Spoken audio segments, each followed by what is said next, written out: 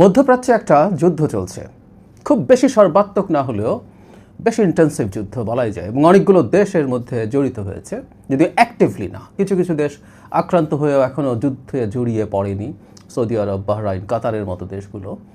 মূলত আমরা এর মধ্যে দেখেছি নিশ্চয়ই ইসরায়েল আর আমেরিকা ইরানকে আক্রমণ করছে, ইরান পাল্টা আক্রমণ ছড়িয়ে দিচ্ছে ইসরায়েল এবং এমন কতগুলো দেশে যেগুলোতে আমেরিকার ঘাঁটি আছে।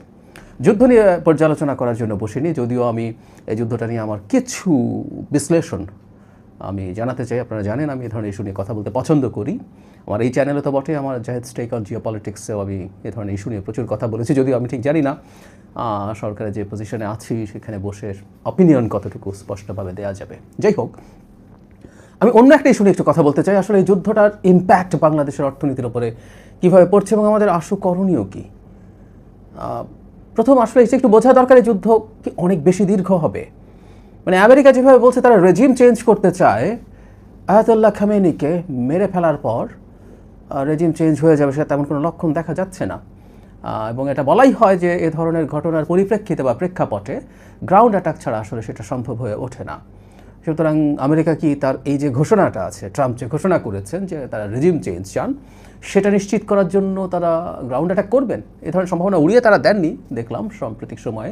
কিন্তু এত দীর্ঘস্থায়ী বা দীর্ঘমেয়াদী একটা যুদ্ধে তারা ঢুকবেন কিনা। যদি যুদ্ধ দীর্ঘস্থায়ী হয় তাহলে একরকম ইস্যু, আর যদি সেটা না হয়ে থাকে তাহলে আরেক রকম হিসাব। এখন যে ফর্মে যুদ্ধ হচ্ছে, এই ফর্মের যুদ্ধটা আসলে খুব বেশি সময় চলা সম্ভব না। আমরা অনেকে ইরানের আক্রমণ দেখছি, Iran Tel Aviv, Jerusalem, Haifa বিভিন্ন সিটিতে ইসরায়েলিদেরকে টার্গেট করছেন, আমেরিকার একটা বেজে অ্যাটাক করেছেন, সৌদি আরবের অ্যাটাক করেছে, সৌদি আরবের অয়েল ফ্যাসিলিটিগুলোতে, কাতারের গ্যাস ফ্যাসিলিটিগুলোতে যেখানে গ্যাসের লিকুইফিকেশন হয়, এলএনজি তৈরি হয়, সেই জায়গাগুলোতে অ্যাটাক করছে। কিন্তু এই অ্যাটাক করার সক্ষমতা ইরানের খুব বেশি দিন আসলে থাকবে না।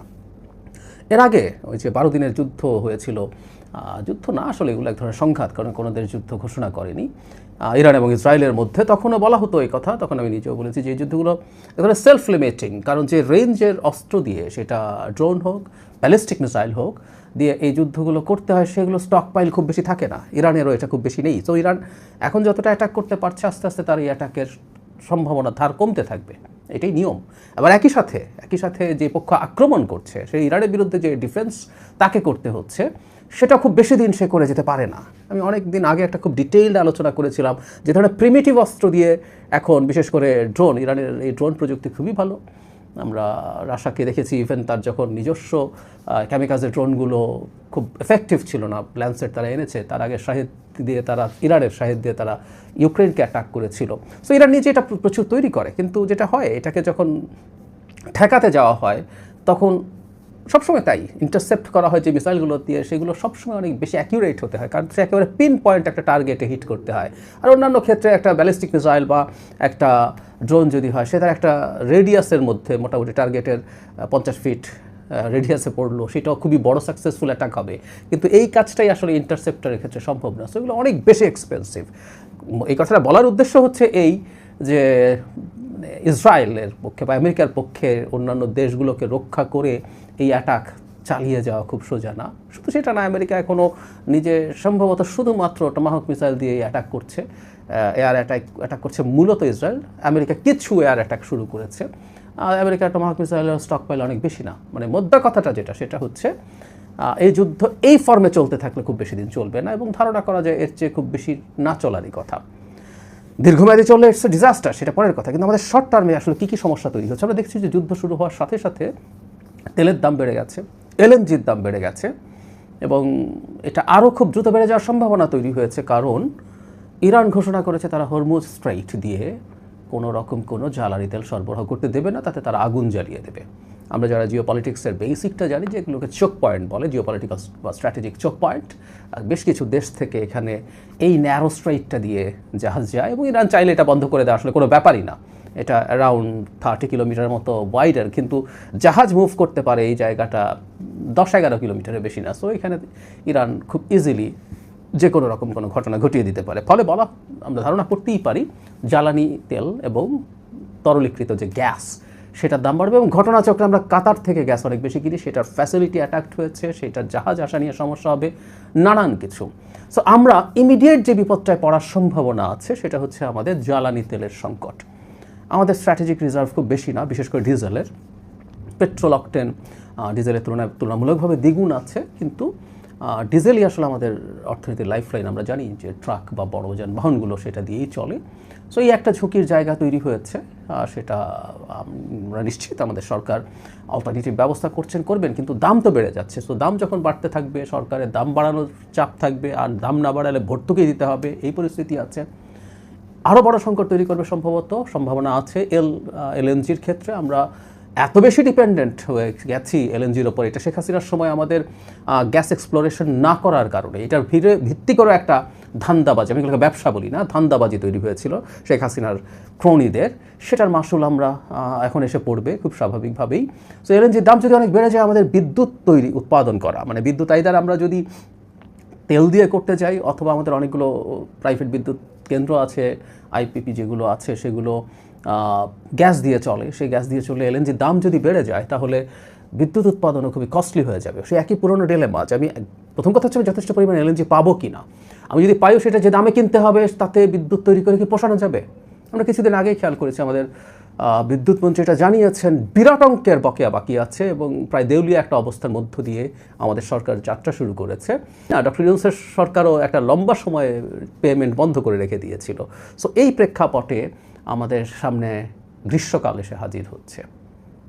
আমাদের গ্রীষ্মকাল যখন এসে হাজির হবে, অনেকগুলো মানে বিদ্যুতের চাহিদা তো হাউস হোল্ডে বাড়েও, এর সাথে সেচের ব্যাপার আছে, সব কিছু মিলে সিরিয়াস একটা চাপ তৈরি হবে, সম্ভাবনা আছে। খুবই দুর্ভাগ্যজনকভাবে এই সরকারের সময়ে, সরকার মাত্র তার যাত্রা শুরু করেছে, তার হানিমুন পিরিয়ডে এই ধরনের একটা সংকট এসে হাজির হয়েছে। আমি আশা করি আমাদের নাগরিকরা এই ব্যাপারটা একটু মাথায় রাখবেন এবং সরকারের প্রতি সহানুভূতিশীল থাকবেন, যে সরকারের দোষ না এটা, কিছু মিসম্যানেজমেন্ট, কিছু সংকট আমাদের সামনে হয়তো বা আসবে, আমি বলছি না চলেই আসবে, সেই সম্ভাবনা আছে। আমরা যেন একটু সতর্ক থাকি, আমরা যেন একটু মিতব্যয়ী হই। আমাদের অনেকের হয়তো বিদ্যুতের বিল হিসাব করতে হয় না, আমাদের যথেষ্ট আর্থিক সামর্থ্য আছে, তারপর আমরা যেন খানিকটা হলেও চেষ্টা করি, আমরা যেহেতু বাতি কম জ্বালিয়ে যদি সম্ভব হয় সেটা চেষ্টা করি, আমাদের এসির টেম্পারেচার যদি বাড়িয়ে রাখা সম্ভব হয় 24-25-এর দিকে, সেই চেষ্টা যেন নিজের জায়গা থেকে করি। আমাদের ভ্রমণের যদি খুব জরুরি কোনো প্রয়োজন না থাকে, কিছু ভ্রমণ যদি আমরা একটু কমানোর চেষ্টা করি, সেটা আমাদের এই জ্বালানির ওপরে চাপ কমাতে পারে। এই জিনিসগুলো আসলে একটু ইমিডিয়েটলি করা দরকার। এটা এই জায়গায় মিড টার্ম এবং লং টার্মেও ঝুঁকি আছে, সেটা হচ্ছে আমাদের রেমিটেন্স প্রবাহ। আমরা জানি মধ্যপ্রাচ্যে যদি এই ধরনের অস্থিতিশীলতা তৈরি হয় এবং সেটা যদি একটু লম্বা সময়ের জন্য থাকে, তাহলে দুটো ঘটনা ঘটবে। একটা হচ্ছে ওখানকার অর্থনীতি যখন চাপে পড়ে যাবে, আমাদের নতুন করে কর্মী যাওয়া বন্ধ তো হবেই, আমাদের ওখানে থেকে যাওয়া কর্মীরা অনেককেই ফেরত আসতে হবে। এর বাইরেও যেটা হতে পারে সেটা হচ্ছে, যখন এই ধরনের সংকট হয় তখন ওখান থেকে রেমিটেন্সের ফ্লো কমে যেতে পারে। গত কয়েক মাসও বেশ ভালো ফ্লো হচ্ছিল, কিন্তু সেটা কমে যাওয়ার ঝুঁকি আছে। সো এরকম একটা প্রেক্ষাপট আছে আমাদের সামনে, মানে আমাদের ফরেন কারেন্সি আর্নিং কমে যাবে, ওদিকে আমাদের আবার জ্বালানি কেনার জন্য ফরেন কারেন্সির ব্যবহার বেড়ে যাবে একই পরিমাণ জ্বালানি কেনার জন্য, কারণ এর মধ্যে জ্বালানির দাম বেড়ে গেছে। আর শুধু সেটা না, আরেকদিন এটা নিয়ে কথা বলবো, সেটা হলো আমাদের ইকোনমিক অ্যাক্টিভিটি যখন বাড়তে থাকবে। বেশ দীর্ঘ একটা সময় আমাদের অর্থনীতি খুব স্থবির হয়েছিল, শুধু আমি ইন্টারিমের কথা বলছি না, শেখ হাসিনার শেষ সময়ের কথা বলছি, লুটপাটের কারণে।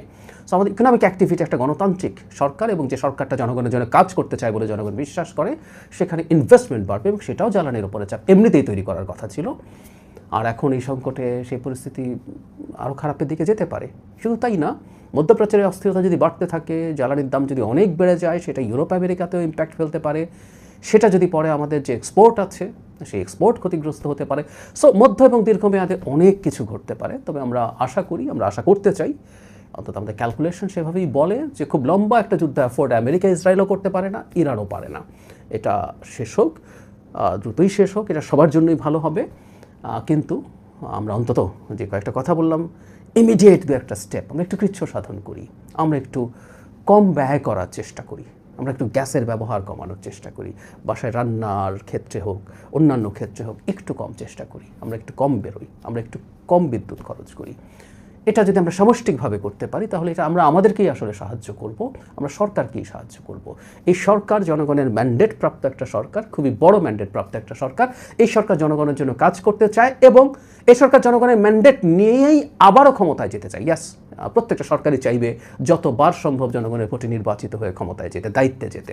সুতরাং যেহেতু জনগণের ম্যান্ডেটটাই সে আবার দায়িত্ব পেতে চায় দেশ শাসনের, দেশ পরিচালনার, তাই সে জনগণের জন্য কাজ করতে চাই। এই আস্থাটুকু যেন সরকারের উপর আমরা রাখি এবং সরকারকে সমর্থন করি। এই সরকারকে সমর্থন মানে আসলে নিজদেরকেও সমর্থন। সরকারের উপরে চাপ কম যদি হয় সেটা আমাদের জন্যই আখেরে ভালো হবে। আমি আশা করি আমাদের নাগরিকরা এই ব্যাপারটা নিশ্চয়ই বুঝবেন।